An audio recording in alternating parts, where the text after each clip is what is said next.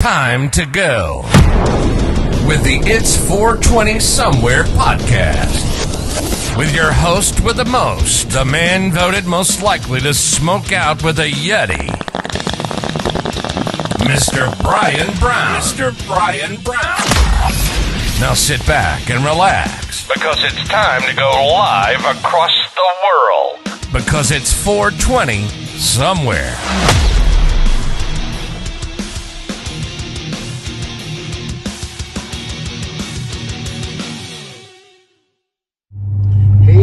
What's up, guys? It's Brian and Rosie, and we are out on the road, guys. We are headed up to Phoenix. I'm going to medieval times, guys, for Valentine's Day. Gonna have a great time. Probably gonna shoot a video if my phone battery lasts. But welcome to the It's 420 Somewhere podcast, guys. I'm your host, Brian Brown. What you got right here is Rosie the Bulldog. And normally we're in a studio. Normally we're just kicking back and we're talking craziness. But today, guys, we are live on the, or not live, live-ish, live to tape, as they say, on the open road, guys. I wanted to make sure I gave you guys a great Valentine's Day gift, a great Valentine's Day episode. And so we're jumping into one, guys. I want to make sure no one goes without a Valentine's Day date on my watch. That's right, guys. So buckle in. We are going to talk today on Weed Wednesday, guys. We are talking the St. Valentine's Day Massacre. Al Capone. Look, Rosie looks like Al Capone. What do you think about that, Rosie? Al Capone, guys, and the massacre that made him a legend in the gangster mafioso community, guys. We're going to get into a lot of stuff. We got Aurora Hayes coming through. Going to be talking about St. Valentine's Day Massacre. And then we're going to kind of a throwback, guys. I dug up from when I did the episode at the Mob Museum where they have the actual St. Valentine's Day Massacre wall, guys. It's very, very cool. Yeah, we did a whole episode on that. So we're going to kind of rewatch that and get into a whole new, it's a throwback without being a throwback, if that makes sense, guys. What are those VH1 bubbles? Remember those? It would be like the same video, but it would have like the bubbles with new information. That's what this is, guys. But we got a whole new episode for you. So hopefully everyone's having a great Valentine's Day so far, guys. Like I said, I'm on the road. I'm in between somewhere and nowhere. I'm in nowhere right now. I'm in between somewhere and somewhere. Looking for the hills have eyes, people, guys. I'm looking forward to it, guys. I'm headed up to Phoenix, Scottsdale, to be more specific. And we are going to medieval times. Love me some medieval times. Yeah, I know about the one in Vegas. Very, very cool. That's like the Excalibur version, right? We've been to that one. That one's cool. I've been to the one in Anaheim. So cool. And now my first time at the Scottsdale one. But I figure, what says Valentine's better than being a king and a queen at the royal feast, guys, and eating with your hands? Nothing says sexy like eating with your hands. That's right. Oh, man. Yeah, I'm having a good one. So today, guys, what I'm smoking on, what I'm drinking on, what I'm going to be smoking on, because I'm driving, obviously, guys, and we take safety very seriously here at thedailydank.com. So when I'm not driving, when I land and I get ready to go into the kingdom of medieval, the times of medieval, guys, I smoking on some 8th Brothers Northern Lights, guys, and I'm loving this. This fucking stuff is so sticky, icky, guys. It's hard to even grind. Grind on it. I want to grind on it. That's right. It's so sticky when I grind on it, guys. What do you think about that, Rosie?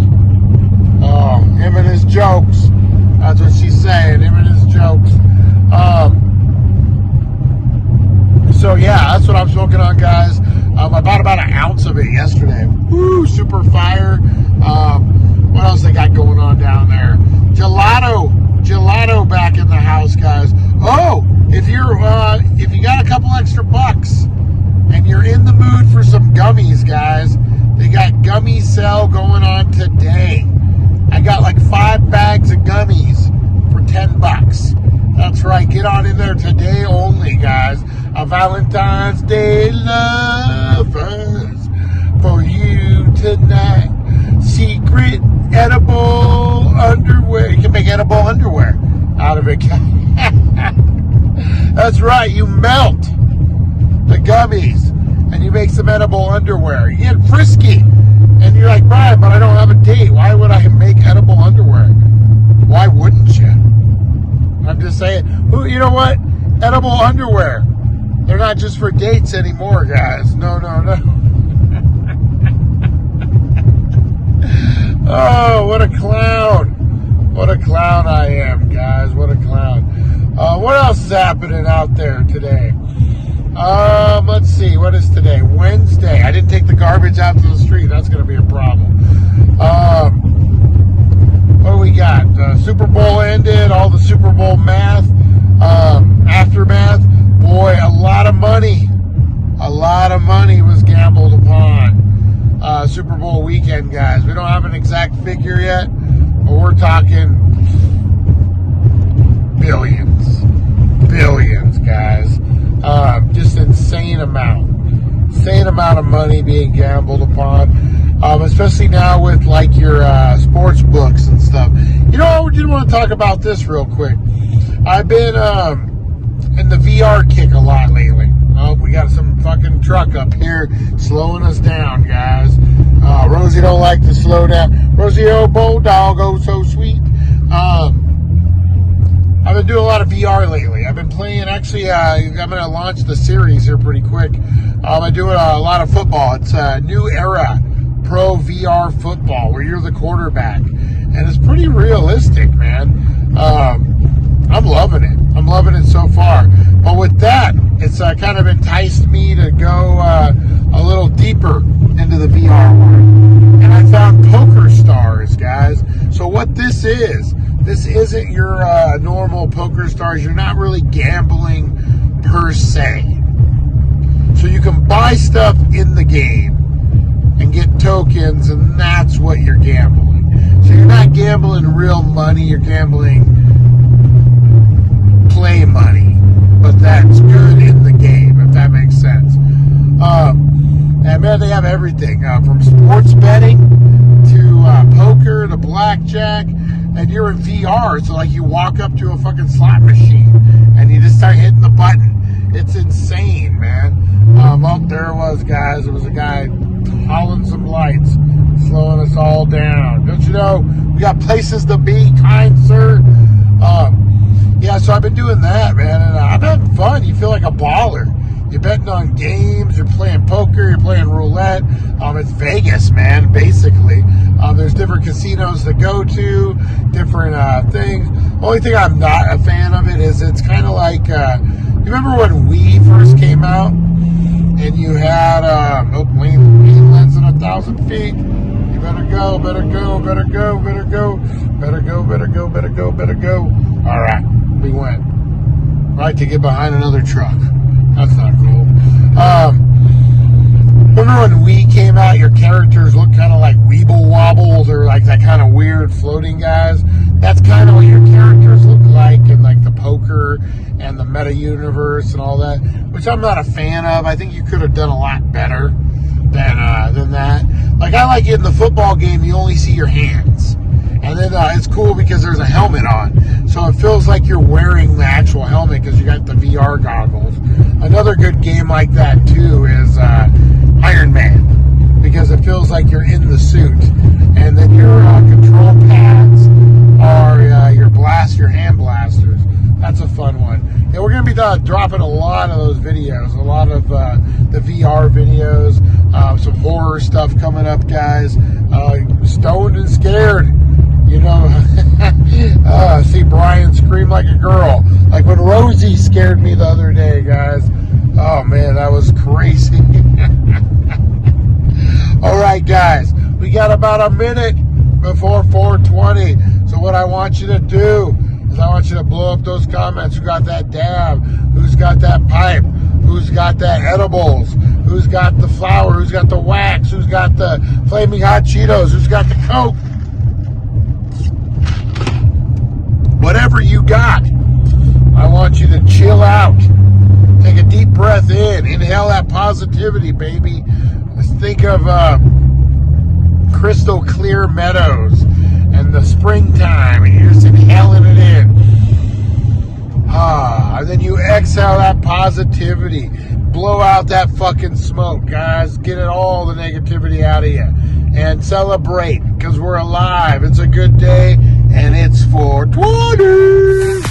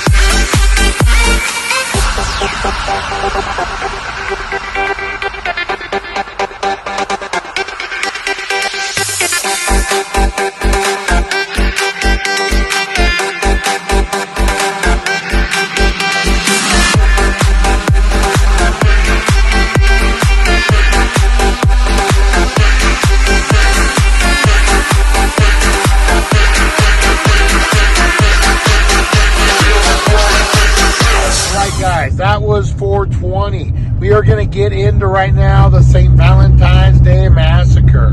All right. Happy Valentine's Day to you guys. I appreciate you, each and every one of you. And I will see you on the flip side. All right. St. Valentine's Day Massacre. What? Don't let your Valentine's Day be a massacre, guys.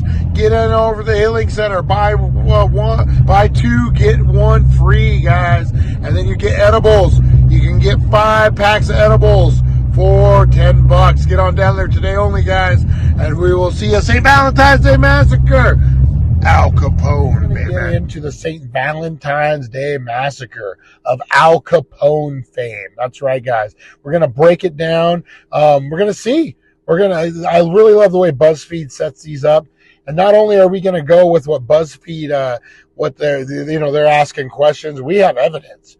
We have the actual wall and bullets that we are going to look at right after this, guys. I'm excited about it. It should be very, very cool. And we're going to jump in. Okay. We're all good. All right. All right, guys. Here we go. Al Capone, St. Valentine's Day Massacre. Chicago is a city born from the Potawatomi tribe and settled by trader Jean-Baptiste Point du Sable in the late 1770s. 100 years later, this Midwestern city would be ravaged by the Great Fire of 1871, then rise from the ashes with skyscrapers of architectural wonder. Chicago. And as Chicago entered the Roaring '20s, it became an epicenter of mob crime. On one fateful Valentine's Day, one unheated brick garage would etch itself into history. On February 14th, 1929, this iconic era of romanticized American crime came to a gruesome climax. 70 rounds of ammunition were emptied, turning a simple garage wall into a gruesome artwork of blood and bullet holes, and sending 7 men to gangsters' heaven, where they'd live forever in infamy. Yeah, these building a case specials are awesome.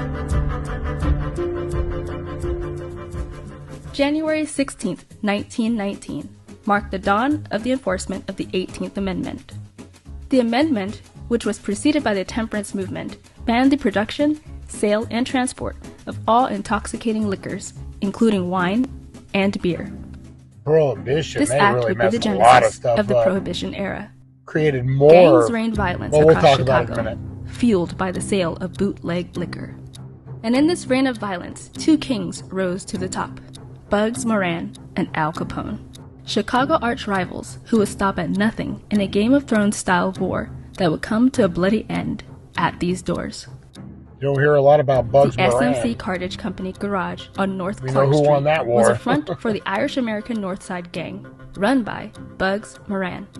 This garage is where Moran's men awaited what they believed to be a standard delivery of bootleg whiskey. This unassuming structure, made to fix a car or two, was squeezed between two standard buildings more than twice its size.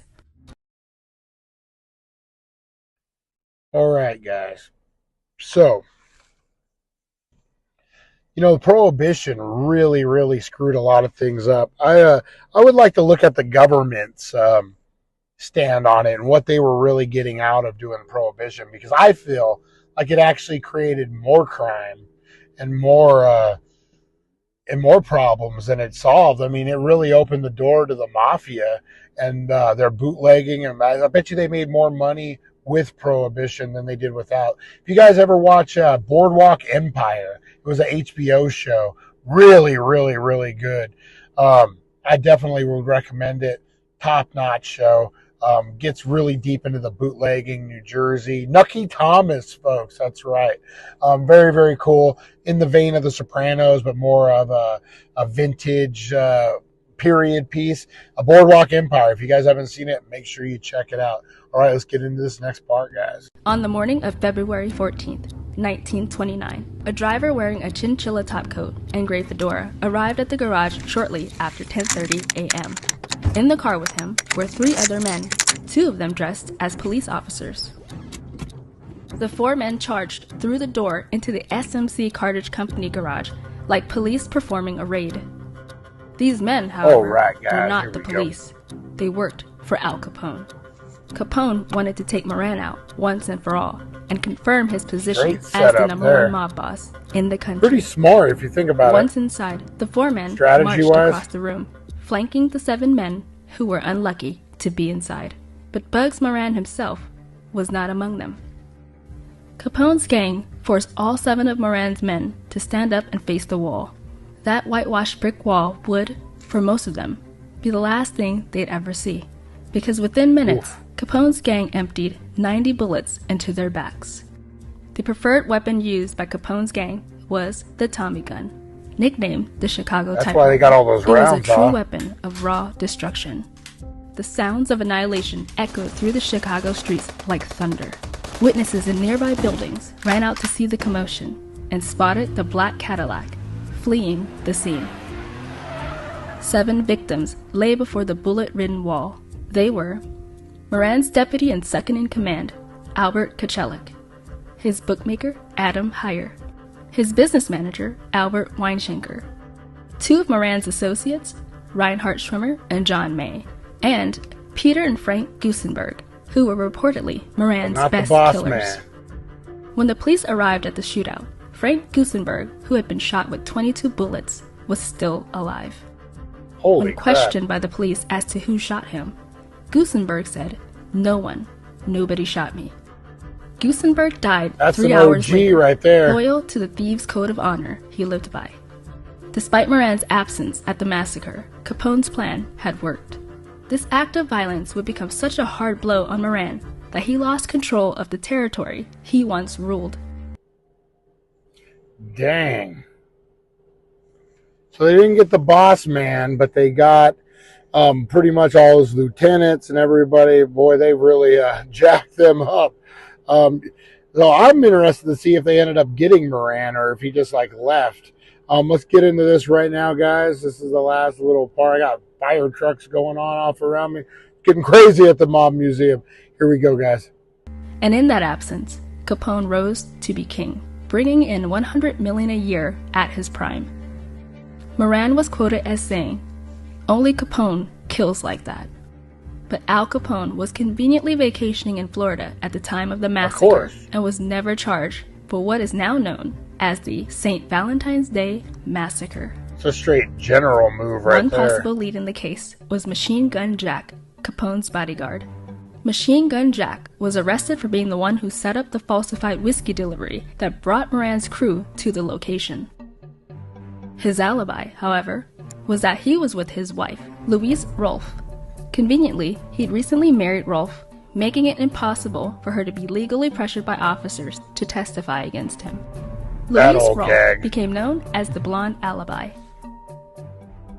The Valentine's Day Massacre was the climax to an era already defined by violence and mob warfare. 2 years later, Capone would end up in prison, but not for his role in the Valentine's Day Massacre. Al Capone was arrested for tax evasion charges in 1931 and was sentenced to 11 years in federal prison. We saw a cell in up at the he was transferred prison to a newly opened federal penitentiary for difficult-to-manage prisoners, Alcatraz. Al Capone died on January 25, 1947. Out of all the enemies he'd made throughout his life, the killer to take him down would be syphilis. Bugs Moran died of lung cancer in 1957. Oh, so they didn't get him. But the deaths of Moran and Capone didn't end the legend of the St. Valentine's Day Massacre. Years later, the modest brick building was turned into an antique shop and warehouse, but Chicago residents only visited to gawk at the site of the infamous massacre. Unable to outrun its bloody history, the SMC Cartage Company garage was demolished in 1967. Collectors rushed to get their hands on the bullet-ridden bricks, and they ended up in the hands of George Patey. George was a Canadian businessman who had the 414 bricks shipped to Canada. After many failed attempts to make money off of the morbid bricks, they found a home in the Banjo Palace nightclub in Vancouver, British Columbia, where men could aim at the bullet holes in a urinal covered by plexiglass. Known now as the St. Valentine's Day Massacre Wall, the bullet hole-ridden bricks currently reside. The vicious site where the SMC Cartage Company garage used to be is now an empty lot. The villains of this vicious story live on in movies that romanticize their adventures for moviegoers and pulp novel readers. Come on, move! Hands on a wall. When the bricklayers created the foundation of this garage, they couldn't foresee it would become a monument of a violent era. But those bricks have become as famous as Chicago's greatest skyscrapers. And if those walls could talk, they'd tell us that the true killers were. That's pretty cool. Alright guys, so on top of that, we are going to get into a little extra goodness at the Mob Museum. You guys heard? That's where the wall is. And check this out, guys. Here we go. Alright, here, this was filmed just today, February 14th, 1929. It breaks down the history of the wall and the whole massacre, pretty much the story that we just heard. And then look, guys, there's the bullets that they actually pulled out of the victims. Look at that. Bunch of shrapnel like crazy. And then you got the wall, guys. Look at this. Of course, it is behind plexiglass, but man, I get real close. Look at that. You can actually see the bullet holes. The actual bullet holes, guys. How amazing is that? That whole strategy, everything behind the St. Valentine's Day Massacre is crazy. I mean, God, look at that. That's just insane, man. Like, you got to think of the time and the place. They weren't, military, strategic, easy for me to say, wasn't, man, that was outside of the box thinking he did. He wasn't a military man. He wasn't a general, but he was in the mafia, and he handled it. Wow. What an amazing story the St. Valentine's Day Massacre is. And it gives a real light on the prohibition and everything. Man, crazy. We got to know the past so we're not doomed to repeat it, guys. All right, guys, I'm going to cut this short. I got to go get Rosie O'Donnell dog from the vet. And I appreciate you guys tuning in. Question of the day is, what is your favorite funny, scary movie? Is it Beetlejuice? Is it Attack of the Killer Clowns? Is it Attack of the Killer Tomatoes? Or the Killer Clowns from Outer Space, whatever it is. Is it the B movies that they show on Mystery Science Theater 3000? Blow those comments up, guys. And the winner of a swag bag, trick-or-treat bag, is a new one, another new one. I love this username, too. Tommy Hawk. Tommy Hawk, congratulations, buddy. Make sure you email info@rebelfilms.net or email us or message us on Facebook or Instagram or here on YouTube, and we'll get right back to you and figure out how we get that to you if you're out of town or if we can drop it off or meet up, whatever it is. Guys, we still got not even halfway through the month, so keep trying. If you haven't won yet, your time is coming. We got a lot more to go, guys. All right, I'm going to wrap this up, and I will see you next time on It's 420 Somewhere, guys. That's right. Watch out for that St. Valentine's Day Massacre, and make sure you're hitting up those wild weekly drops over at the Healing Center. Big weekend, guys. We'll see ya. Thank you for joining us on the It's 420 Somewhere podcast. Broadcasting worldwide and brought to you by thedailydank.com. Merchandise and amazing content. And follow us on all our social media. Now, you don't have to go home, but you can't stay here.